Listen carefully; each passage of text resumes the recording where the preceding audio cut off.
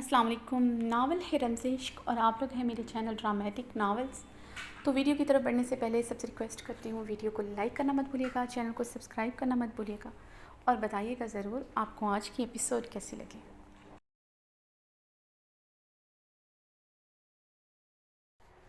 अस्सलाम वालेकुम। नावल है रमज़ इश्क और आप लोग हैं मेरे चैनल ड्रामेटिक नावल्स बाय नूर आसिफ। तो वीडियो की तरफ बढ़ने से पहले सबसे रिक्वेस्ट करूँगी कि वीडियो को लाइक करना मत भूलिएगा, चैनल को सब्सक्राइब करना मत भूलिएगा और जो लोग वॉइस ओवर सुन रहे हैं तो मैं उनसे कहती चलूँ कि कमेंट्स में ज़रूर बताया करें कि आपको वीडियो कैसी लगी और नावल कैसा लग रहा, आज की एपिसोड कैसी लगी। तो आप लोगों ने मैंने आप सबसे वादा किया था कि मैं आपको सुबह सुबह एपिसोड दूँगी। मुझे रात सोने में लेट हो गया था तो मैंने सोचा था अगर आप लोग सब लाइक्स करते हो तो 1500 तक लाइक्स हो जाते हैं तो मैं सुबह जल्दी उठ के वीडियो बना दूँगी। लेकिन जब मैंने देखा लाइक्स पूरे नहीं थे, फिर मैंने अपनी नींद ख़राब नहीं की तो मैं फिर सुबह 12 बजे के करीब उठी थी, तो इसलिए मैंने वीडियो रिकॉर्ड नहीं की और अब दिन के 1 बज रहा है आई थिंक।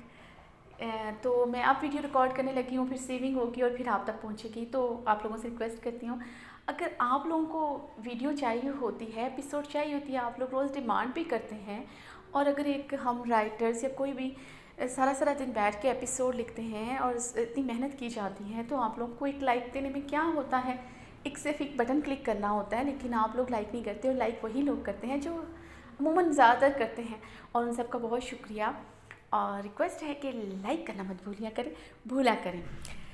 तो बढ़ते हैं हम अपनी आज की एपिसोड की तरफ इस दुआ के साथ, जहाँ रहें हंसते रहें, मुस्कुराते रहें, खुश रहें, आबाद रहें और सबसे बढ़कर दूसरों के चेहरे पे भी मुस्कुराहटें बखेरते रहें। और ये सबसे अच्छी बात होती है कि आप लोग दूसरों के चेहरे पे मुस्कुराहटें बखेरें और ये लोग कम पाए जाते हैं जो दूसरों को खुशी दें। आज की नफ्सा नफ्सी के दौर में हम लोगों को सिर्फ अपनी ही खुशी से गर्ज होता है, तो कोशिश किया करें कि दूसरों को भी हमेशा खुश रखें। तो पढ़ते हैं हम अपनी आज की एपिसोड की तरफ। रमज़ेश किस्त 29 तहरीर नुरा से। ज़रहान खानज़ादा ने अपने मोबाइल से आहल का नंबर डायल करते मोबाइल कान से लगाया था। जी भाई, आहल की स्पीकर पर आवाज़ उभरी थी। कहाँ हो तुम आहिल? ज़रहान ने अपना लहजा हतलमकान नॉर्मल रखा था। भाई, मैं इस्लामाबाद में हूँ अपने कुछ दोस्तों के साथ। खैरियत? आप क्यों पूछ रहे हैं? आहिल के झूठ पर ज़रहान खानज़ादा ने अपने लब भींचते खुद को कुछ भी सख्त कहने से रोका था। आहिल, झूठ मत बोलो, तुम इस वक्त ज़रताज के साथ हो। ज़रहान ने तहम्मुल से कहा तो स्पीकर पर कुछ देर के लिए खामोशी छाई थी। आहिल, ज़रताज को उसके घर वापस ड्रॉप करो, ये तुम अच्छा नहीं कर रहे। अगर ज़रताज के घर वालों को खबर होगी वो तुम दोनों को जान से मार देंगे। आहिल की खामोशी महसूस करते ज़रहान ने उसे नरमी से समझाने की कोशिश की। भाई, मैं ज़रताज से मोहब्बत करता हूँ और ज़रताज मुझसे मोहब्बत करती है। मैं ज़रताज को किसी और का होता नहीं देख सकता। ज़रताज के घर वालों ने उसका ज़बरदस्ती रिश्ता तय कर दिया है। कुछ दिनों बाद उसकी शादी है। हम दोनों के पास इससे बेहतर ऑप्शन नहीं है कि हम भाग कर शादी कर लें। आहिल का मजबूत अटल लहजा महसूस करते ज़रहान परेशान हुआ था। आहिल, तुम अभी बहुत छोटे हो, ये शादी मोहब्बत का वक्त नहीं है। पहले तुम्हें कुछ बनना चाहिए, फिर शादी के मुतल्लिक सोचना। सरताज को वापस उसके घर छोड़ दो, इससे पहले उसके घर वालों को खबर हो। अब की बार ज़रहान ने सख्ती से कहा। सॉरी भाई, मैं ऐसा नहीं कर सकता। मैं ज़रताज को अपने एक दोस्त की तरफ लेकर जा रहा, उसके बाद हम दोनों अमेरिका चले जाएंगे। आहल अपनी बात कहते फ़ोन बंद कर चुका था। ज़रहान ने जल्दी से आहल का नंबर दोबारा डायल किया, मगर दूसरी तरफ अब आहल का नंबर ऑफ आ रहा था। ज़रहान ने अपनी गाड़ी की स्पीड बढ़ाते मोबाइल डैशबोर्ड पर पटका।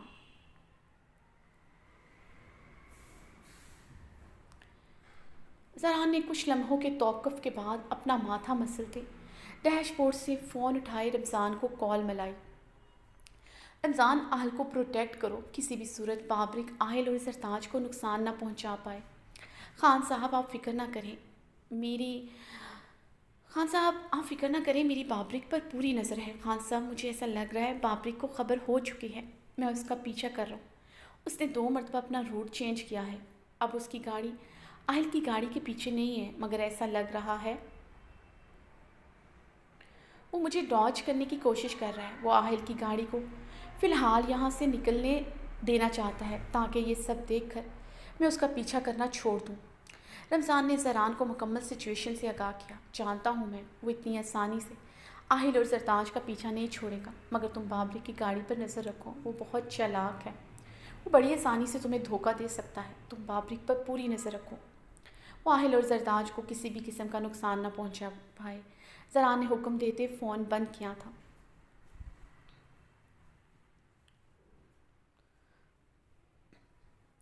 زران ابھی ان لوگوں سے کافی دور تھا، مگر رمضان کی لوکیشن بتا رہی تھی وہ لوگ اب منگورا کے علاقے کی طرف بڑھ رہے۔ اسے وہاں تک پہنچتے پہنچتے بھی ابھی پونا گھنٹہ لگنا تھا۔ اتنی دیر میں بابرک، آہل اور زرتاج کو کوئی نقصان نہ پہنچاتے، یہ سوچ سوچ کر زران کی جان پر بنی ہوئی تھی۔ اس نے پریشانی سے اپنا ماتھا مسلتے ہوئے اپنی گاڑی کی سپیڈ بڑھائی۔ وہ جلد از جلد بابرک تک پہنچنا چاہتا تھا۔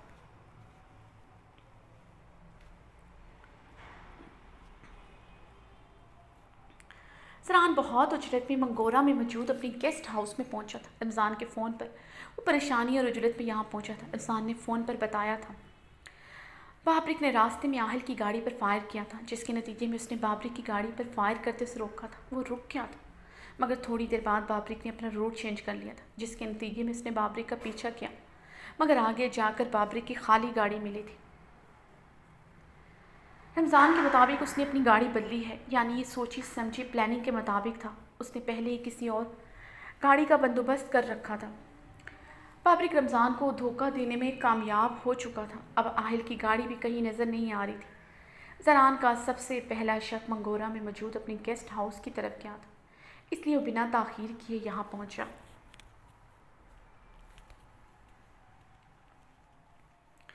زران جب گیسٹ ہاؤس میں داخل ہوا تو وہاں کوئی بھی ملازم نہیں تھا۔ گیسٹ ہاؤس مکمل خالی تھا۔ زران ایک کمرے سے آتی آوازوں کو سنتے اندر داخل ہوا۔ اندر کا منظر دیکھ کے وہ دروازے میں منجمد ہوا تھا۔ آہل زخمی حالت میں زمین پر پڑا تھا، اس کی ٹانگوں پر فائر کیے گئے تھے، اس کے خون سے پورا فرش بھیگ رہا تھا۔ بابرک صفاک مسکراہٹ لبوں پر سجائے زرتاج کی کن پٹی پر پسٹل تانے کھڑا تھا۔ زرتاج کے کمرے میں گونجتی سسکیاں اور آہل کی دردناک چیخیں سنتے وہ اور پیروز اب کہکے لگا رہے تھے۔ پیروز نے زران کو دیکھتے ہی اپنی بندوق کا رخ زران کی طرف کیا۔ زران خانزادہ بے یقینی سے پتھرائی آنکھوں سے سب دیکھ رہا تھا۔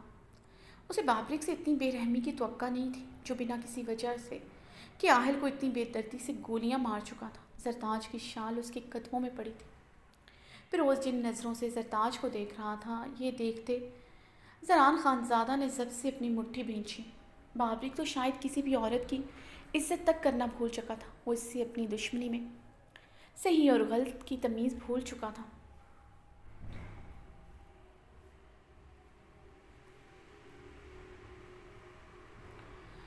کیا ہوا لالا، رک کیوں گیا تم؟ آگے بڑھو، گولی چلاؤ ہم پر، بابرک نے گونجدار آواز میں دھاڑتے ہوئے کہا۔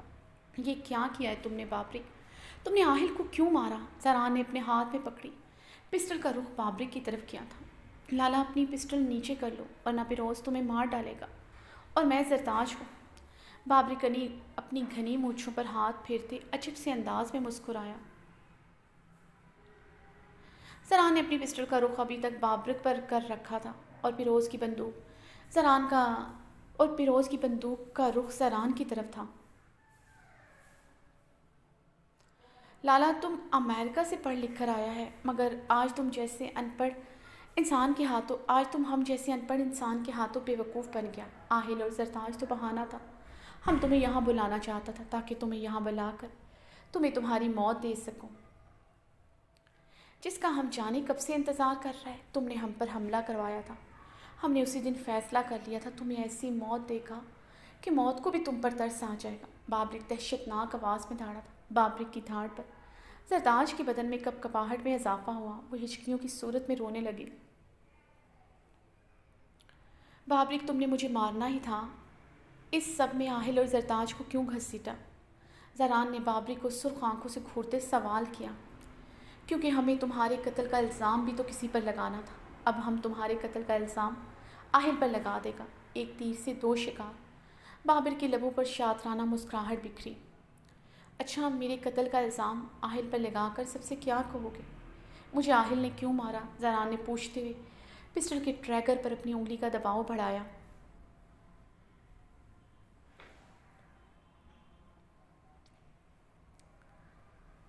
نہ لالا، یہ غلطی نہ کرنا۔ ادھر تم گولی چلائے گا، ادھر زرتاج اور راحل کو ہم ہمیشہ کے لیے موت کی نیند سلا دے گا۔ بابرک نے زران کی ٹریگر پر انگلی کا دباؤ بڑھتے دیکھ کر تنبیہ کی۔ بابرک، انہیں چھوڑ دو، تم کسی بھی صورت یہاں سے بچ کر نہیں نکل سکتے، نہ ہی تم میرے قتل کا الزام آہل پر لگا سکتے ہو، جانے دو انہیں۔ اب کی بار زران چیخا تھا، لالا ساری پلاننگ کر چکا ہے، تم فکر نہ کرو۔ ہم کہہ دے گا تم نے ابرش کی بھاگنے کی سزا آہل کو دینی چاہی تھی، بدلے میں آہل نے تم پر گولی چلا دی اور تم دونوں ایک دوسرے کو مارتے کتے کی موت مر گئے۔ بابرک اپنی بات کرتے کمینگی سے ہنسا، جس میں پیروز نے اس کا پورا ساتھ دیا تھا۔ اور زرتاج کے بارے میں سب کو کیا کہو گے؟ زران نے زرتاج کو دیکھتے ہوئے کہا، جو بابرک کے قریب کھڑی آہل کو دیکھتے زاروں قطار رو رہی تھی۔ زران نے اس کی کنپٹی پر پسٹل رکھے اسے بازو سے سختی سے جکڑ رکھا تھا۔ وہ آہل کو دیکھتے ایک بچے کی طرح تڑپتے اس کی طرف بڑھنے کے لیے ہمک رہی تھی۔ یہی کہوں گا کہ وہ اپنے کسی یار کے ساتھ بھاگ گئے۔ بابرک نے اپنی پسٹل کی نوک زرتاج کی کنپٹی پر بڑھائی۔ بابرک، میری بات سنو، تمہاری جو بھی دشمنی ہے وہ میرے ساتھ ہے، تم نے جو بھی کرنا ہے میرے ساتھ کرو۔ زرتاج اور آہل کو جانے دو، اس میں ان دونوں کا کوئی قصور نہیں ہے۔ زران نے آہل کی حالت کو دیکھتے کہا، جو درد سے کراہتے اپنے ہوش کھو بیٹھا تھا۔ اس کی ٹانگوں پر فائر کیے گئے تھے، آہل کے خون سے پورا فرش داغدار ہو چکا تھا۔ اپنی پسٹل زمین پر پھینک دو لالا، ورنہ زرتاج اور آہل پر بنا کوئی رحم کھائے ان کے سینے میں ہم ساری گولیاں اتار دے گا۔ جہاں تک بات ہے ان کی بے قصور ہونے کی، یہ دونوں قصوروار ہیں۔ یہ ہمارا گاؤں کی لڑکی بھگا کر لے جا رہا تھا، اس کی سزا دینا بنتا تھا۔ بابرک چیخا۔ بابرک، تمہاری کہانی پر کوئی یقین نہیں کرے گا، تم یہ سب کہو گے اور تمہیں لگتا ہے سب اس بات پر یقین کریں گے کہ آہل نے مجھے مار دیا۔ آہل اکیلا مجھے کیسے مار سکتا ہے؟ یہ بات سب جانتے ہیں، تم آہل کو پسند نہیں کرتے، سارا شک تم پر ہی جائے گا، تم مجھے مار کر بچ نہیں سکو گے۔ ارحام لالا تمہیں نہیں چھوڑے گا۔ زران نے اپنی پسٹل بابرک پر تانے اسے باتوں میں الجھانے کی کوشش کی۔ وہ رمضان کے آنے تک بابرک کو روک کر رکھنا چاہتا۔ اس کے موبائل کی لوکیشن آن تھی، یقیناً تھوڑی دیر تک رمضان اس تک ضرور پہنچ جاتا، تب تک اسے خود پر قابو پانا تھا۔ اس کی ذرا سی غلطی سے آہل اور زرتاج اپنی جان سے جا سکتے تھے۔ بات تو تم ٹھیک کہہ رہے لالا، دم خم ہے تمہاری بات میں، یہ چوزا تمہیں کہاں مار سکتا ہے؟ بابرک آہل کی طرف اشارہ کرتے عجیب سے انداز میں ہنسا تھا۔ کیا کروں پیروز خان؟ بابرک نے پیروز کی طرف دیکھا۔ پیروز بابرک کی بات پر مسکرایا۔ دوسرے ہی لمحے بابرک کی پسٹل سے نکلتی گولی پیروز کا سینہ چیر چکی تھی۔ پیروز اسی لمحے زمین پر ڈھیر ہوا تھا۔ زران نے اپنی پسٹل پر گرفت مضبوط کرتے بابرک کو ملامتی نظروں سے دیکھا۔ اسے بابرک سے ہر چیز کی توقع تھی۔ خدا کے لیے ہم کو جانے دے، جانے دو۔ زرتاج یہ دیکھتے تھر تھر کانپتے بولے، جانے دوں گا، پہلے میں اپنے لالا کو اوپر پہنچاؤں گا، پھر تمہیں بھی اوپر پہنچاؤں گا۔ بابرک نے کہتے ہوئے زرتاج کے بازو کو سختی سے دبوچتے اسے مزید اپنے قریب کیا۔ لالا اپنی پسٹل زمین پر پھینک دو، ورنہ زرتاج بھی پیروز کی طرح اپنی جان سے جائے گا، تمہیں پتہ چل گیا ہوگا۔ ہم کسی کو بھی جان سے مار سکتا ہے، اس لیے تمہارا بہتری اسی میں ہے، اپنی پسٹل پھینک دو، تمہاری وجہ سے ایک معصوم سا خوبصورت لڑکی جان سے جائے گا۔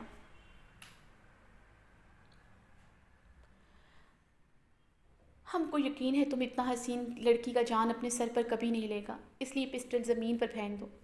بابرک نے اپنی پسٹل کی ٹریگر پر اپنی انگلی کا دباؤ بڑھایا تھا۔ زران نے یہ دیکھتے فوراً سے پسٹل زمین پر پھینکی تھی۔ سمجھدار ہے تم، بابرک نے کہتے اونچا کہکا لگایا۔ اب تم سوچ رہا ہوگا کہ ہم نے پیروز کو کیوں مارا؟ بابرک نے فلک شگاف کہکا لگایا۔ زران اس کی فلک شگاف کہہ کے سنتے اسے سرخ نظروں آنکھوں سے گھور رہا تھا۔ تمہیں آہل نہیں مار سکتا، مگر پیروز تو مار سکتا ہے نا؟ پیروز زرتاج سے محبت کرتا تھا، اس نے آہل اور زرتاج کا پیچھا کیا اور زرتاج اور آہل کو مار دیا۔ تم نے آہل اور زرتاج کو بچاتے ہوئے اپنی جان گنوا دی، پیروز نے مرتے مرتے تمہارے سینے پر گولی چلا دی اور تم موقع پر ہی ڈھیر ہو گیا۔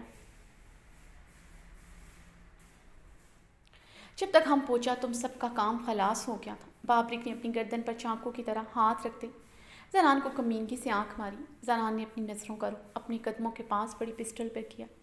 بابری کو مارنا اب اس کے لیے آسان تھا۔ فیروز کو مار کر بابری نے اس کی مشکل آسان کر دی تھی۔ صرف ایک بار یہ پسٹل زران کے ہاتھوں میں آ جاتی۔ زران نے بابری کو دیکھا جو زرتاج پر پسٹل تانے اپنی باتوں میں مگن تھا۔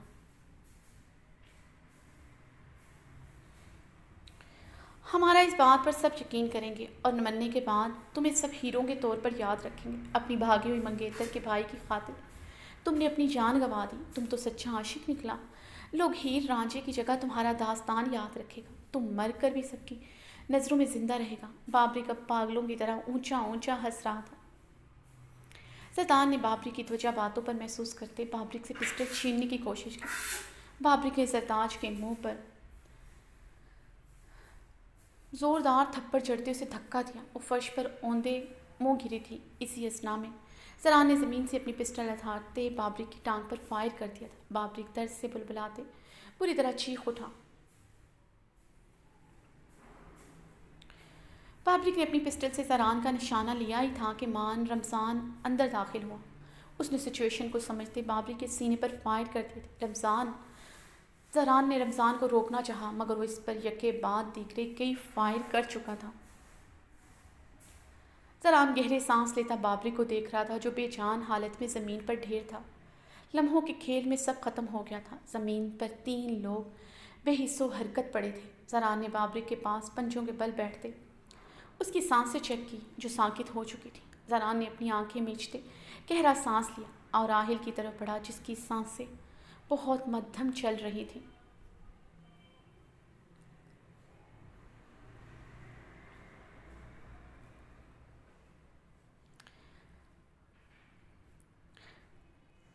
اسفندیار خان مردان خانے میں کے لاؤنج میں بیٹھا سنجیدہ نظروں سے زران خان زادہ کو دیکھا جو خاموشی سے سب کے درمیان بیٹھا ہوا تھا۔ آج بابری کا صوم تھا۔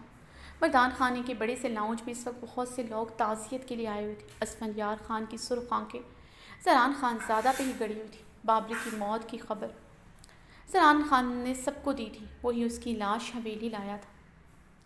زران خان نے سب کو یہی بتایا کہ ڈیرے پر فیروز اور بابری میں کسی بات پر جھگڑا ہوا جس کے نتیجے میں دونوں نے ایک دوسرے کو شوٹ کر دیا، مگر کل جب وہ ڈیرے پر گیا اسے وہاں پر ایسا کوئی ثبوت کوئی نشان نہیں ملا جس سے یہ ثابت ہو سکتا فیروز اور خان اور بابری خان کا کسی بھی قسم کا جھگڑا ہوا ہو، جس کے نتیجے میں دونوں نے ایک دوسرے پر فائر کیا ہو۔ اسفندیار خان کے لیے یہ بھی اچنبھے کی بات تھی۔ زران خان زادہ تو بابری کی موت والے دن صبح ہی اسلام آباد چلا گیا تھا۔ پھر وہ یہاں پر اس دن کیا کر رہا تھا؟ وہ اسلام آباد سے اتنی جلدی کیوں واپس آیا؟ اسفندیار خان ان سوالات کے جواب ڈھونڈنے کی کوشش کر رہا تھا جو اسے مل نہیں رہے تھے، مگر اسے پورا یقین تھا بابری کی موت میں کوئی ایسا راز ہے جو زران خان زادہ سب سے چھپا رہا ہے۔ اسفندیار خان نے زران خان زادہ کو سخت نظروں سے گھورتے صوفے سے اٹھتے مردان خانے سے باہر کی جانب قدم بڑھائے۔ اپنی جیب سے اپنا فون نکالتے اس نے اپنے خاص ملازم جو اس کا پرسنل باڈی گارڈ بھی تھا اس سے کال ملاتے بابری کے متعلق تمام شواہد اکٹھے کرنے کو کہا تھا۔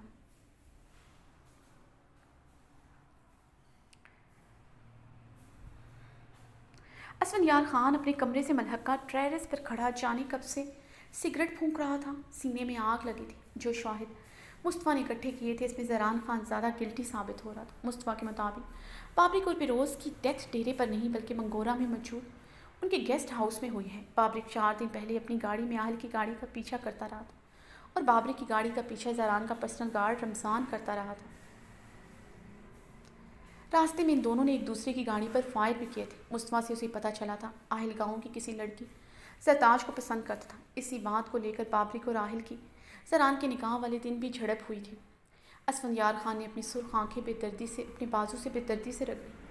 اس کے لیے یقین کرنا مشکل تھا زران خان زادہ نے اس کے بھائی کو مار دیا، وہ بھی اس ساحل کے لیے۔ اسفندیار کچھ حد تک تو واقف تھا بابری کی حرکتوں کے بارے میں، مگر اس سب کی سزا اس کے بھائی کے لیے موت نہیں ہو سکتی تھی۔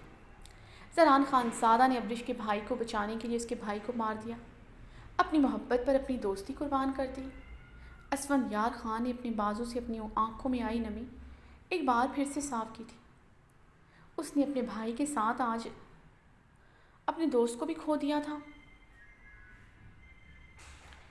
یہی بات اس کا سینہ چیر رہی تھی۔ جس دوست کی خاطر اس نے اپنی محبت تک قربان کر دی تھی، اسی دوست نے اس کے بھائی کو مارتے ہوئے ایک پل بھی اس کے متعلق نہیں سوچا تھا۔ اسفندیار خان نے گہرے سانس لیتے فضا میں سگریٹ کا دھواں چھوڑا۔ اس کے اندر کی گھٹن بڑھتی جا رہی تھی۔ زران اس کے ساتھ ایسا نہیں کر سکتا، وہ اسے دھوکہ نہیں دے سکتا۔ بابرک صرف اس کا بھائی نہیں بلکہ عابر کا شوہر بھی تو تھا۔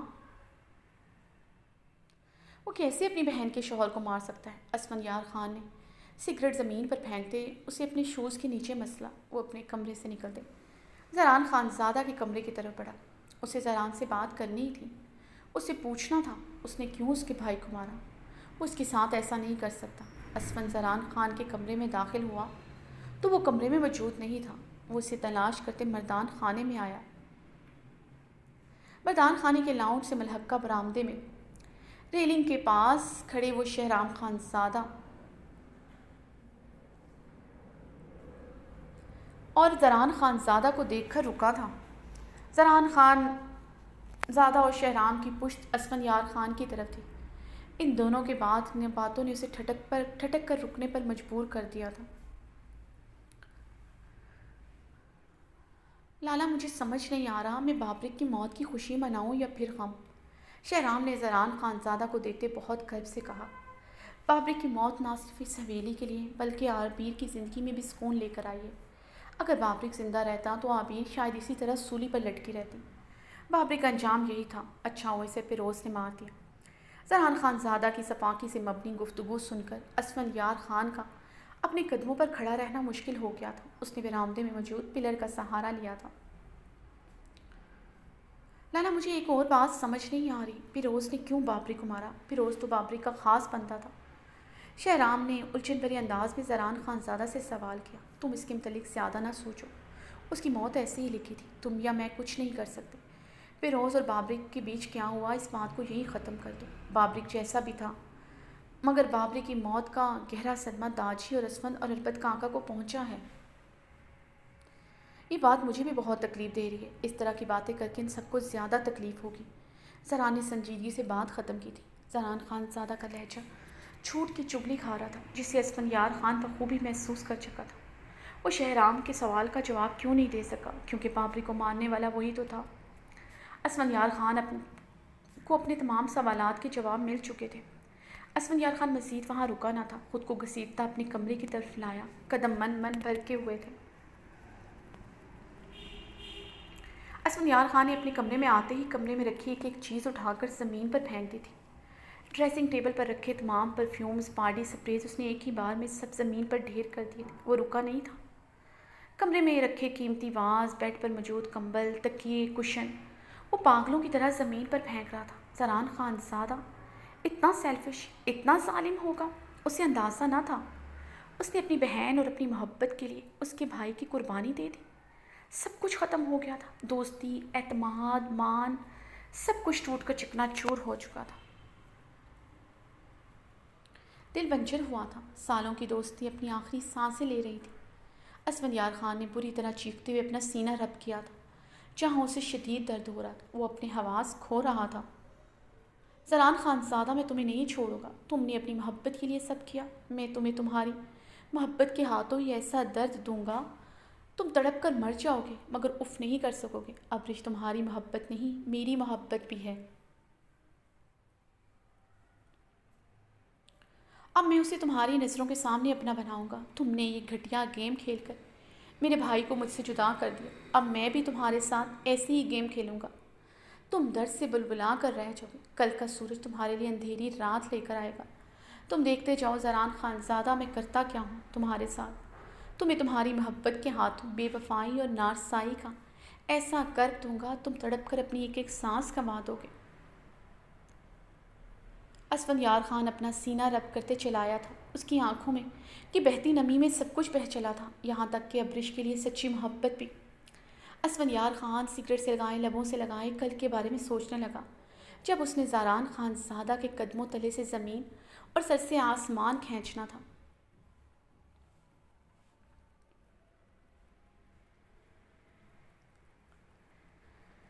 ابرش تم ایک بار پھر سے سوچ لو، تم یہ سب بہت جلد بازی میں کر رہی ہو، سہلے نے اپنے سامنے صوفے پر بیٹھی ابرش کو سمجھانے کی کوشش کی، جو پچھلے 1 گھنٹے سے صوفے پر ٹانگے اوپر کو سمیٹے کسی غیر مرئی نقطے کو گھو رہی تھی۔ لاؤنج میں زعیم کے گھر سے آئے تحفے تحائف رکھے ہوئے تھے۔ وہ لوگ بھی کچھ دیر پہلے ابرش کو زعیم کے نام کی انگوٹھی پہنا کر گئے تھے۔ کل رات کو زعیم اور ابرش کے نکاح کے ساتھ رخصتی بھی تھی۔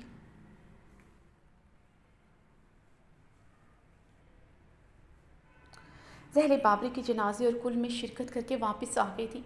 حویلی میں مینا خانم اور سمیع اللہ خان کا اس کے ساتھ رویہ بالکل ٹھیک نہیں تھا۔ وہ ابرش کی وجہ سے خود کسی کے ساتھ نظریں اٹھانے کے قابل نہ رہی تھی، نظریں ملانے کے قابل نہ رہی تھی کسی کے سامنے۔ مگر جب ابرش رات کے اندھیرے میں حویلی سے بھاگی تو زہرے کو اس وقت صرف ابرش کی فکر تھی۔ اپنی بیٹی سے زیادہ انہیں کسی چیز کی فکر نہ رہی تھی۔ اگر ابرش کو کچھ ہو جاتا وہ خود کو کبھی معاف نہ کرتی، اس لیے انہوں نے ابرش کی ضد کے آگے گھٹنے ٹیک دیے تھے۔ مگر ابرش اب زعیم سے نکاح کرنا چاہتی تھی۔ انہیں زعیم میں بظاہر کوئی خرابی نظر نہیں آتی تھی، مگر ان کا دل مطمئن نہیں ہو پا رہا تھا۔ میں نے بہت سوچ سمجھ کر ہی فیصلہ کیا ہے، مزید سوچنے کی گنجائش نہیں رہتی، ابرش نے غیر مرئی نقطے پر ہی نظریں جمائے جواب دیا۔ لیکن ابرش تمہیں اتنی جلدی کرنے کی کیا ضرورت ہے؟ یہ نکاح کچھ دنوں بعد بھی ہو سکتا ہے، تب تک آہل بھی امریکہ سے آ جاتا۔ سہلے نے ابرش کی گمسم کیفیت کو دیکھتے گہرا سانس لیتے کہا، ماما آہل فون تک تو اٹھا نہیں رہا، کیا پتا وہ کب آئے، تب تک بہت دیر ہو جانی تھی۔ اس سے پہلے زران خانزادہ کو خبر ہو میں یہ نکاح کرنا چاہتی ہوں۔ ابھی وہ حویلی میں ہے، اگر وہ اسلام آباد آ گیا تو یہ نکاح مجھے کبھی نہیں کرنے دے گا۔ ابرش نے اس بار سہلے کو دیکھتے سپاٹ لہجے میں کہا۔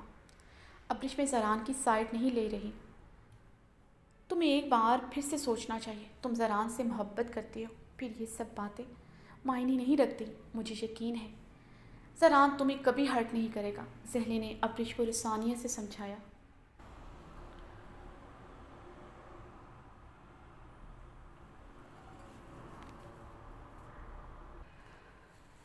ہرٹ وہ مجھے کر چکا ہے ماما، ایک بار نہیں، بار بار اس نے مجھے ہرٹ کیا ہے۔ جہاں محبت ہو وہاں ہی تو سب کچھ معنی رکھتا ہے۔ اگر میں زران سے محبت نہ کرتی تو مجھے اتنی تکلیف، اتنی اذیت نہ ہوتی جتنی اب میں محسوس کر رہی ہوں۔ اور محبت کی بات آپ کر رہی ہیں مجھ سے، آپ نے پاپا سے محبت کی شادی کی تھی، پاپا کی محبت کے لیے آپ نے اپنے ماں باپ سب کو چھوڑ دیا، کیا ملا آپ کو؟ رسوائی، ذلت۔ جو انسان شادی سے پہلے مجھے اپنی زر خرید غلام کی طرح ٹریٹ کرتا ہے، وہ شادی کے بعد مجھ سے کیسا رویہ رکھے گا؟ کبھی سوچا آپ نے؟ ابرش نے اب کی بار اپنے ہاتھ میں پہنی زعیم کے نام کی انگوٹھی کو دیکھتے ہوئے کہا، آنکھیں یکدم بھیگی تھی۔ اس نے مجھ پر ہاتھ اٹھایا ہے، یہ آپ کے لیے چھوٹی بات ہے کیا؟ آپ کو پتہ ہے وہ اس سب کو اپنی محبت کہتا ہے، آپ ہی مجھے بتائیں۔ محبت کے نام پر میں نے اس کی ہر بات مانی، اس نے مجھ سے نکاح کرنے کو کہا، میں نے اس کی محبت میں سر تسلیم خم کیا، اس نے رخصتی کا کہا، میں نے مانا، وہ مجھے پردہ کرنے کو کہہ رہا تھا، میں وہ بھی ماننے کو تیار تھی، مگر اس نے کیا کیا؟ زعیم کے ساتھ دیکھ کر مجھ پر ہاتھ اٹھانے کی کوشش کی، اپنے لفظوں سے میری تذلیل کی۔ میں اسے سب کے لیے کبھی معاف نہیں کر سکتی۔ میں نے پاپا کے اتنے تھپڑ کھائے ہیں، میں گنتی بھول چکی ہوں، اب میں اپنے شوہر کے تھپڑ نہیں کھا سکتی۔ میں ڈر ڈر کر خوف کے عالم میں زندگی نہیں گزار سکتی، دن میں تھپڑ کھا کر رات کو اس کے بستر کی زینت نہیں بن سکتی، دن میں آپ کی طرح ذلت بھری زندگی نہیں گزار سکتی، مجھ میں اتنا حوصلہ نہیں ہے۔ ابرش اپنی بات مکمل کرتے رکی نہیں تھی، وہ بھاگتے ہوئے اپنے کمرے کی طرف بڑھی۔ زہلے جانتی تھی وہ کمرے میں جا کر آخری مرتبہ اپنی محبت کا ماتم منانا چاہتی ہے۔ زہلے نے اپنی نم آنکھیں اپنے دوپٹے سے رگڑی، ان کی زندگی کا ایک غلط فیصلہ کیسے ان کی بیٹی کی خوشیوں کے آگے آ کر کھڑا ہو گیا تھا، وہ کبھی سوچ بھی نہیں سکتی تھی۔ ابرش کا ننھا دماغ اسے پٹتے دیکھ کر کیسی تکلیف سے گزرتا تھا۔ وہ پاشا سے پٹنے کے بعد ہر دفعہ اونچا اونچا بین کرتے اپنی غلطی کا ماتم مناتی تھی۔ اس سب میں وہ بھول جاتی تھی کونے قدرے میں چھپی اس کی بیٹی کس طرح سہمتے ہوئے اس کی چیخیں سنتی تھی۔ انہیں آج پھر سے اپنی غلطی کا شد و مت سے احساس ہوا تھا، جو پاشا سے شادی کر کے اس نے کی تھی۔ وہ گہرے سانس بھرتے خود پر قابو پانے لگی، مگر ان کے دل کی تکلیف بڑھتی جا رہی تھی۔ انہیں کافی عرصے بعد پھر سے وہی پینک اٹیک آیا تھا۔ وہ جلدی سے اپنے کمرے کی طرف بڑھی، سائڈ ٹیبل کے ڈراور سے اپنی میڈیسن نکالتے منہ میں ڈال کر پانی سے نکلے۔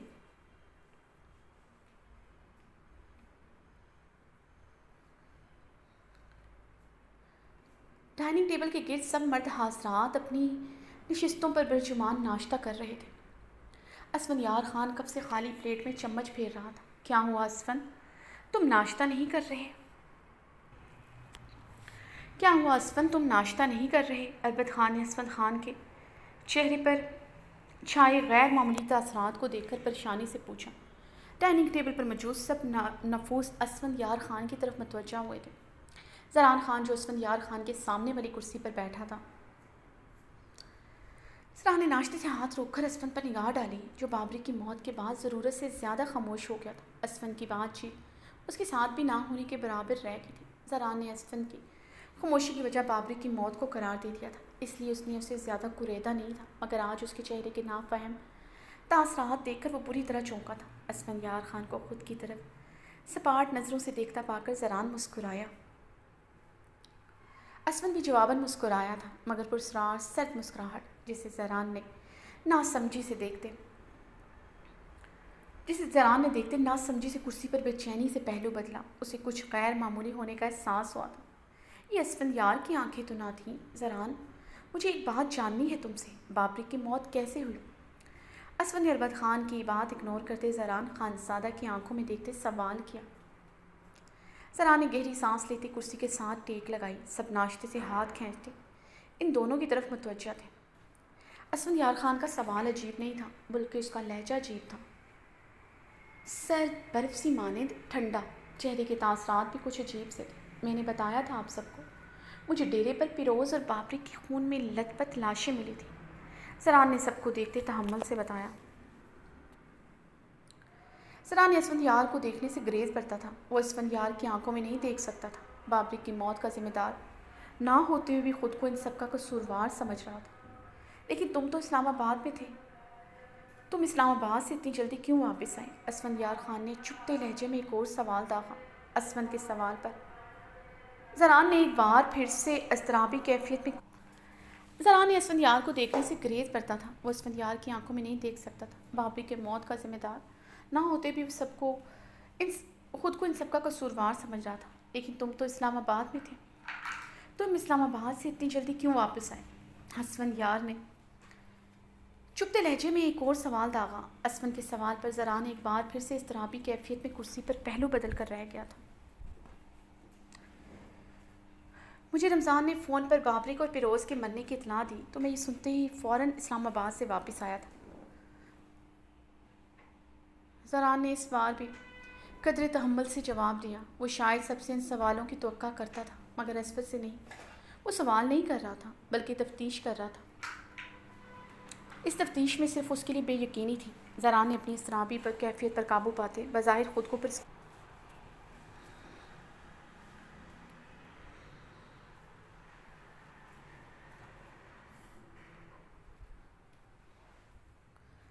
لیکن رمضان نے تمہیں ہی کال کیوں کی؟ اس نے مجھے کیوں نہیں کی؟ تمہیں اس نے اتنی دور سے بلایا، مگر ہم سب میں سے کسی کو انفارم کرنا ضروری نہیں سمجھا؟ تمہیں وہاں سے آنے میں 4 گھنٹے لگے، جبکہ ہم 10 منٹ میں وہاں پہنچ سکتے تھے۔ اسفند کے سر چھپتے لہجے میں گہرے طنز کی بھی آمیزش تھی، جسے وہاں بیٹھے ایک نفوس نے محسوس کیا تھا۔ زران نے اسفند کے انداز پر لب بھینچے۔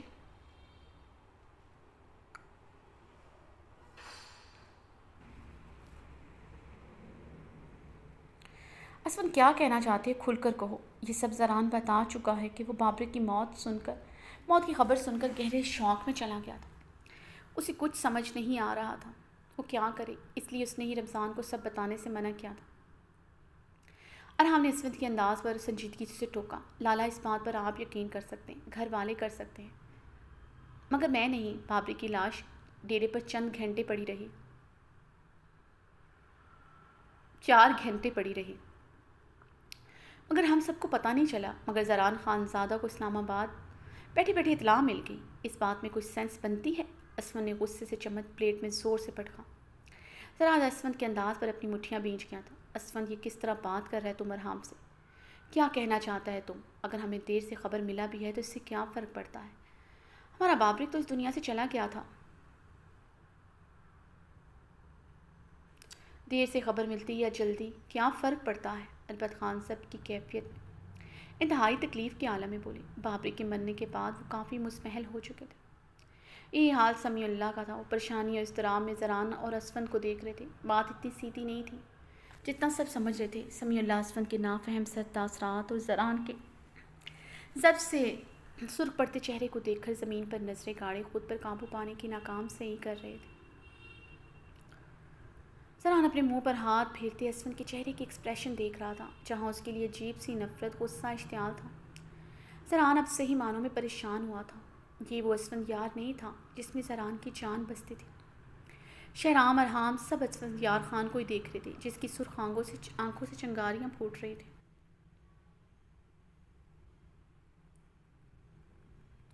بابا بات یہ ہے زران جھوٹ بول رہا ہے۔ اس نے بابری کی موت کی اصل وجہ اور جگہ سب سے چھپائی ہے۔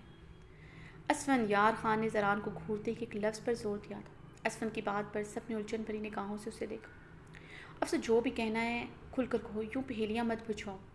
ہم آگے ہی بہت غم میں ہیں۔ اس طرح کی باتیں کر کے تم ہمیں مزید پریشان کر رہے۔ سمیع اللہ مزید خاموش نہیں رہ سکے، اس لیے بھاری باروب لہجے میں اسفند کو ٹوکا۔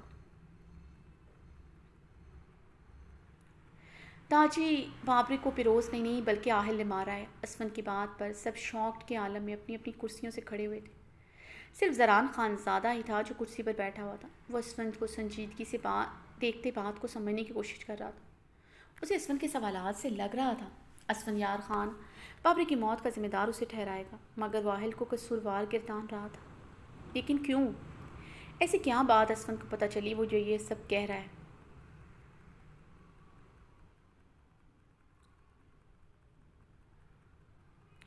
تم ہوش میں تو ہے؟ تم یہ کیا کہہ رہے؟ دریت خان شاک کی کیفیت میں بولے۔ جی کاکا، میں ہوش میں ہی ہوں۔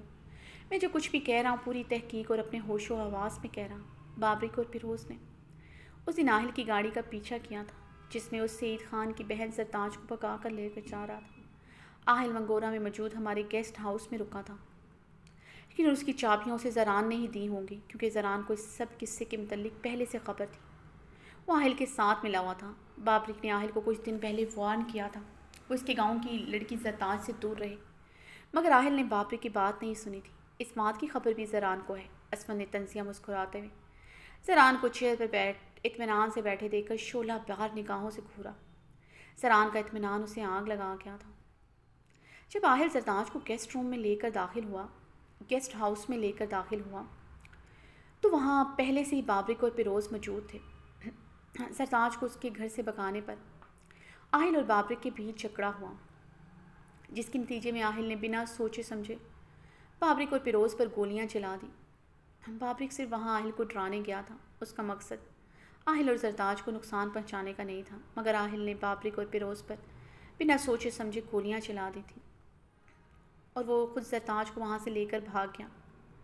زران نے آہل کو بچانے کے لیے ہم سب سے جھوٹ بولا۔ اسفند یار خان نے زران کو سرد سرخ نظروں سے دیکھتے ساری حقیقت کو موڑ توڑ کر بیان کی تھی۔ اس نے جان بوجھ کر آہل پر بابری کی موت کا الزام لگایا تھا، کیونکہ وہ زران خانزادہ کو بابری کی موت کی الگ طریقے سے سزا دینا چاہتا تھا۔ اسفند، تمہاری ساری انفارمیشن غلط ہے۔ تمہیں لگتا ہے آہل بابری کو مار سکتا ہے؟ آہل اور بابری کا جھگڑا ضرور ہوا تھا، مگر میرے نکاح والے دن کے بعد بابری اور آہل نہیں ملے۔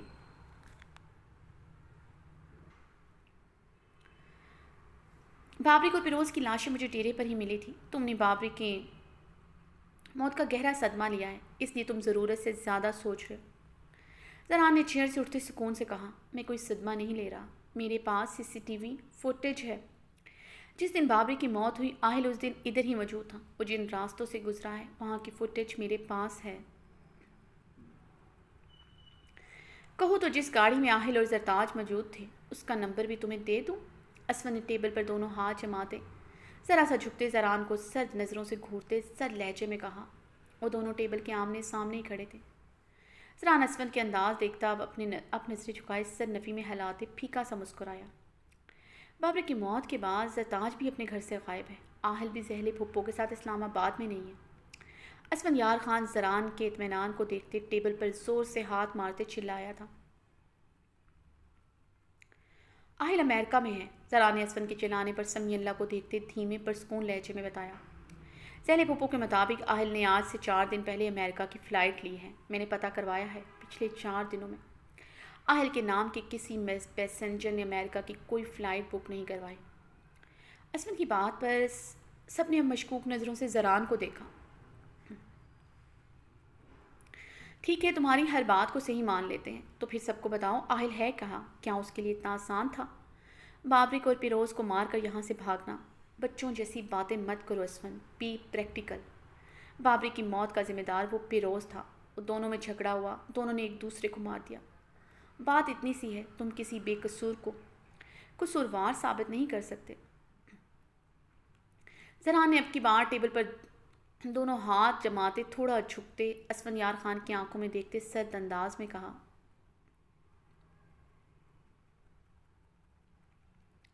اسود کا طنزیہ سرد انداز اس کی ضبط سے باہر ہوا تھا، اس لیے اس کے انداز میں جواب دیتے اسے کاڑدار نگاہوں سے گھورتے وان کیا۔ زران کے لہجے میں جھلکتا اعتماد محسوس کرتی اسفند کے لبوں پر تلخ مسکراہٹ دوڑی۔ اپنی اتنی سالوں کی دوستی پر پشیمانی ہوئی تھی۔ اس نے ایک خود غرض انسان سے اتنے سال دوستی نبھائی جو اس کی بے غرض دوستی کے قابل نہ تھا۔ آہل کے لیے آسان نہیں تھا یہاں سے بھاگنا، مگر زران خان زادہ کے لیے آسان تھا آہل کو یہاں سے بھگانا۔ اسفند نے زران کو دیکھتے گہرا طنز کیا۔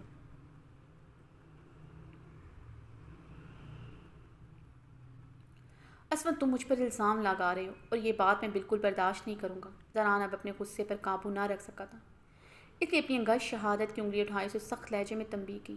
تم لوگ یہ سب کیا کہہ رہے ہو؟ ہم کو کچھ سمجھ نہیں آ رہا۔ سمیع اللہ خان اپنے دل پر ہاتھ رکھتے کرسی پر بیٹھے تھے۔ شہرام نے سمیع اللہ کے کپ کپاتے وجود کو دیکھتے جلدی سے آگے بڑھتے انہیں پانی پلایا۔ باقی سب ششدر کھڑے اسفندیار خان کی باتوں کو سمجھنے کی کوشش کر رہے تھے۔ مجھے بھی لگتا ہے اسفند بالکل ٹھیک رہے۔ ہمارا بابرک کی موت کی وجہ جان کر ہم کو بھی یقین نہیں آیا تھا۔ وہ پیروز کیوں مارے گا بابرک کو؟ دونوں بہت اچھا دوست بھی تھا۔ اسفند یہ ساری بات کہہ رہا ہے، یقیناً اس میں کچھ تو سچ ہے، ورنہ اسفند کو کیا پڑا یہ سب کہنے کا؟ اربد خان زران کو اپنی سخت نظروں کے حصار میں لیے بولے تھے، لیکن کاکا، آہل نے اگر بابرک کو مارا بھی ہے تو زران آہل کو کیوں بچائے گا؟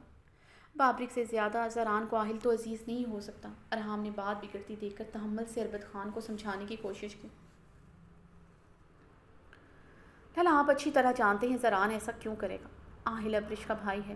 زران خانزادہ آہل کو نہیں بلکہ ابرش کے بھائی کو بچانے کی کوشش کر رہا ہے۔ ابرش کو بیچ میں مت لاؤ اسفندیار خان، تمہیں مجھ پر شک ہے، مجھ سے بات کرو، میں ہر الزام کا جواب دوں گا اور یہ ثابت بھی کروں گا میرا اس میں کوئی ہاتھ نہیں ہے۔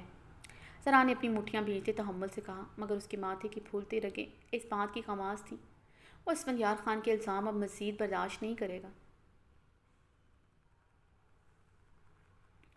چلو مان لیتے ہیں زران کہ تمہارا اس سب میں کوئی ہاتھ نہیں ہے، مگر آہل کا تو ہے، اس بات کو تو مانتے ہو؟ اب کی بار اسفند نے زران کی آنکھوں میں آنکھیں ڈال کر بہت سکون سے پوچھا۔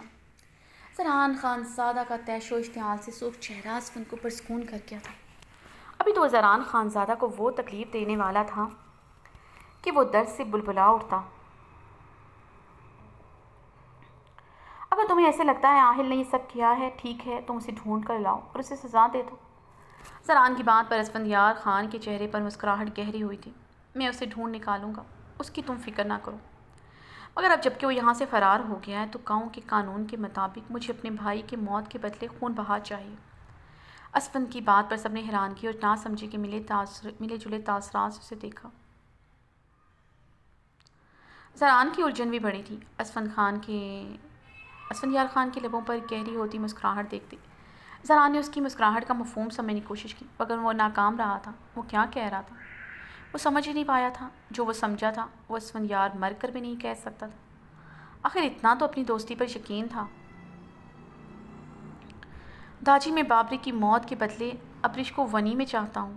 اسفند نے زران کو اپنی سرخ سپاٹ نظروں کے حصار میں لیے زران خانزادہ کے سر پر حویلی کی 2 منزلہ چھت گرائی تھی۔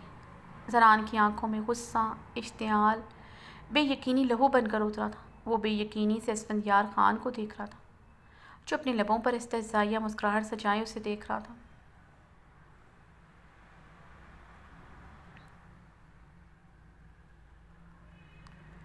یقین مان ٹوٹا تھا جس نے کچھ لمحوں کے لیے زران سے قوت گویائی ہی چھین لی تھی۔ وہ اسفندیار خان کو پتھرائے وجود کے ساتھ کھڑا بے یقینی سے دیکھ رہا تھا۔ داجی، مجھے اپنے بھائی کے موت کے بدلے ابرش ہر حال میں اپنی ونی میں چاہیے۔ مجھے ابرش سے نکاح کرنا ہے۔ وہ زران کے پتھرائے وجود پر تنفر بھری نگاہ ڈالتا پھنکارا تھا۔ اس کے زہر خن پھنکار پر زران کے وجود میں ہلچل ہوئی تھی۔ اسفند خان کے الفاظ سنتے اسے اپنا آپ آتش گیر مادے کی طرح پھٹتا محسوس ہوا۔ دماغ کی رگیں پھڑکتی آنکھ کا گولہ بنی تھی۔ وہ ایک ہی جست میں آگے بڑھتے اسفند کے گریبان کو اپنی مٹھیوں میں دبوچ گیا۔ تمہاری ہمت کیسی ہے اسفندیار خان، اپنی ناپاک زبان سے میری محبت، میری منگیتر کا نام بھی لینے کی؟ زران اسفند کا گریبان جکڑتے بولا نہیں دھاڑا تھا۔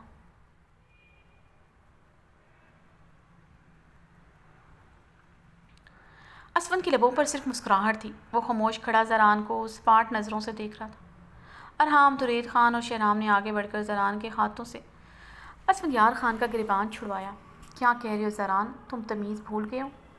درید خان غصے سے گرج اٹھے۔ میں تمیز نہیں، اسفندیار خان سارے لحاظ بھول گیا ہے، میری دوستی بھول گیا ہے۔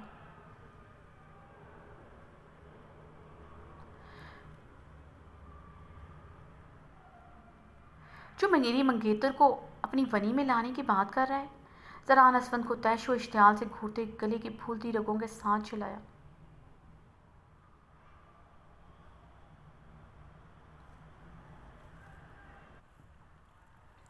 زران کے لہجے میں کرب و اذیت کی گہری رمق بھی شامل تھی، جسے وہاں کھڑے ہر انسان نے بخوبی محسوس کی تھی۔ تمہاری منگیتر تھی، وہ اب نہیں ہے۔ تمہارے نگاہ سے بھاگ کر وہ رشتہ تمہارے منہ پر مار کر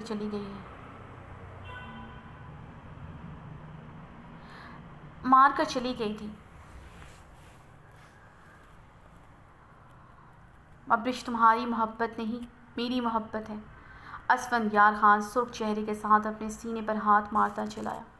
کیا بکواس کر رہے ہو تم اسفند، میں تمہاری جان لے لوں گا۔ زران نے غصے سے بے قابو ہوتے ٹیبل پر پڑے تمام برتن زمین پر الٹ دیے تھے۔ کانچ کے نازک برتن زمین پر گر کر چکنا چور ہوئے تھے، جن کی کرچیاں دور تک پھیلتی مردان خانے کا نقشہ ہی بگاڑ چکے تھے۔ مردان خانے سے شور کی آواز سنتے زنان خانے میں موجود امینہ خانم اور روزینہ خانم حواس بھاگتی مردان خانے میں داخل ہوئی۔ درید خان نے ہاتھ کے اشارے سے انہیں آگے بڑھنے سے روکا تھا۔ وہ مردان خانے کے وسط میں ہی رک گئی تھی۔ بکواس نہیں کر رہا، حقیقت بیان کر رہا ہوں۔ ابرش وہی لڑکی ہے جو مجھے امریکہ میں ملی تھی۔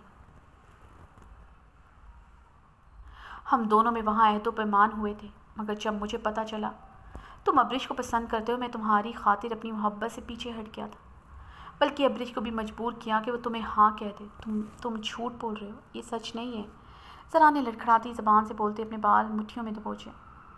یہی سچ ہے، وہ تمہاری محبت نہیں، میری محبت ہے۔ وہ بھی مجھ سے محبت کرتی ہے۔ اگر تمہیں یقین نہیں آتا تو جاؤ پوچھو اس سے۔ اسے تم سے کیوں چھپایا؟ وہ مجھ سے امریکہ میں ملی تھی۔ کیوں تمہیں اس بات سے بے خبر رکھا؟ وہ مجھے پہلے سے جانتی ہے۔ کیوں وہ مجھے دیکھتے انجان بن گئی؟ کیوں وہ ہر بار تمہاری محبت تمہارے حصار سے بھاگتی رہی؟ کیوں وہ عین نکاح کے وقت حویلی سے بھاگ گئی؟ اسفند سوال نہیں کر رہا تھا، وہ زران خانزادہ کے دل میں زہر میں بجھے تیر پیوست کر رہا تھا۔ یہ سوال نہیں، کھولتا ہوا پانی تھا جو وہ اس پر انڈیل رہا تھا۔ اس سوالوں کے جواب شاید تمہیں اس سے نہ مل سکے، مگر میرے پاس ہیں تمہارے ان سوالوں کے جواب۔ ابرش کے دل میں چور ہے، اس لیے اس نے تم سے میرے بارے میں حقیقت چھپائی۔ وہ تم سے نہیں، مجھ سے محبت کرتی ہے۔ اسفندیار زران کے کانوں میں سور پھونک رہا تھا۔ زران کی آنکھوں میں سرخی کے ساتھ ہلکی سی نمی اترنا شروع ہوئی تھی، جسے اسفندیار خان دیکھتا استہزائیہ مسکرا کر رہ گیا۔ زران خانزادہ کو حویلی کی دیواریں دڑ دڑ خود پر گرتی محسوس ہو رہی تھی۔ مردان خانے میں گہری خاموشی چھائی تھی۔ اسفندیار خان کی سفاکیت پر شہرام اور ارحام لب بھینچے اسے دیکھ رہے تھے۔ سمیع اللہ خان کو آج احساس ہوا تھا ان کے پوتوں کے قد ان سے اونچے ہو گئے۔ وہ اپنے اونچے قد کے احساس میں ان کی ذات تک کو فراموش کر چکے ہیں۔ داجی، مجھے ابرش ونی کے طور پر اپنے نکاح میں چاہیے ہے، اسفندیار خان نے گرجتے ہوئے کہا۔ سمیع اللہ اپنے نکاح میں چاہیے۔ سمیع اللہ درایت خان اربر خان عصمت خان کے مطالبے پر پریشان ہوئے۔ امینہ خانم اور روزینہ خانم نے دہلتے ہوئے سینے پر ہاتھ رکھا۔ کوئی بھی سمجھ نہیں پا رہا تھا اس صورتحال کو کیسے ہینڈل کیا جائے۔ سب بے بسی کی تفسیر بنے اسفند اور زران کو دیکھ رہے تھے۔ زران خانزادہ پترائی کیفیت میں کھڑا خود کو یقین دلانے کی کوشش کر رہا تھا کہ اس نے جو سنا وہ سچ نہیں۔ ابرش اس کے ساتھ ایسا کیسے کر سکتی ہے؟ وہ اسے اتنا بڑا دھوکہ کیسے دے سکتی ہے؟ وہ اسے اقرار کر چکی اپنی محبت کا۔ نشے کی کیفیت میں اس کے لبوں پر اسفند کا نام نہیں بلکہ اس کا نام تھا۔ وہ سب کیا تھا؟ جھوٹ، دھوکہ، فریب، کیا تھا وہ سب؟ کیا اس لیے وہ بار بار اس کی محبت سے بھاگتی رہی؟ کیونکہ اس نے اس سے محبت کبھی کی ہی نہیں تھی۔ زران خانزادہ نے گہرے سانس بھرتے کرسی کا سہارا لیا۔ کرسی کی سطح پر اپنا ہاتھ مضبوطی سے رکھے۔ اس کے ہاتھوں کی گہری نیلی رنگیں واسع ہوئی تھیں۔ ماتھے کی پھولتی رگیں اس کے اندر غیظ و اشتعال کی لہریں دوڑا چکے تھے۔ رگوں میں خون لاوے کی طرح ابلنے لگا تھا۔ چہرے پر گلیشیئر سے بھی سرد برفیلے تاثرات چھائے تھے۔ جو بھی تھا، زران خانزادہ کے نزدیک بے وفائی کی سزا بہت دردناک تھی، اور وہ سزا ابرش کو مل کر ہی رہنی تھی۔ زران اسفند کو لہو رنگ آنکھوں سے دیکھتے اس کی طرف بڑھا۔ اسفند کی آنکھوں میں اپنی خون رنگ آنکھیں گاڑی۔ زران کے لبوں سے نکلے لفظ اسفند کو ہی وہاں موجود سب کو ساکت کر گئے تھے۔ وہ تو ہمارے نکاح میں ونی کی حیثیت سے نہیں بلکہ میرے نکاح میں ونی کی حیثیت سے آئے گی۔ زران کی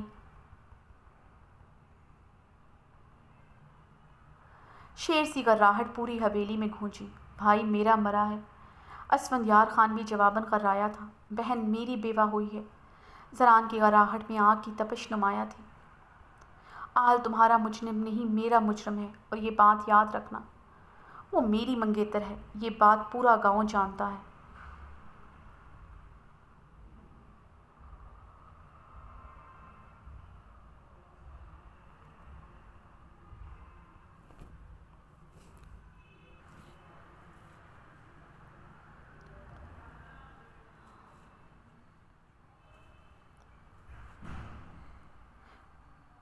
یہ بات یاد رکھنا، وہ میری منگیتر ہے، یہ بات پورا گاؤں جانتا ہے۔ میرے نکاح سے بھاگی تھی، اب سزا کے طور پر وہ میرے ہی نکاح میں آئے گی، چاہے ونی کے طور پر ہی صحیح۔ زران برف سے لہجے میں بولتا اپنا اٹل فیصلہ سب پر واضح کر چکا تھا۔ اس کا فیصلہ تم نہیں داجی کریں گے، اسفند یار خان نے مٹھی دبوچتے غصے سے کہا۔ اس کا فیصلہ صرف زران خانزادہ کرے گا، وہ میری تھی اور میری ہی رہے گی۔ جو بیچ میں آیا اسے زران خانزادہ موت کے گھاٹ اتار دے گا۔ زران غصے سے گرجتا اپنی چادر گلے میں جھٹکتا اپنی بھاری بھوٹی دمک کے ساتھ وہاں سے چلا گیا تھا۔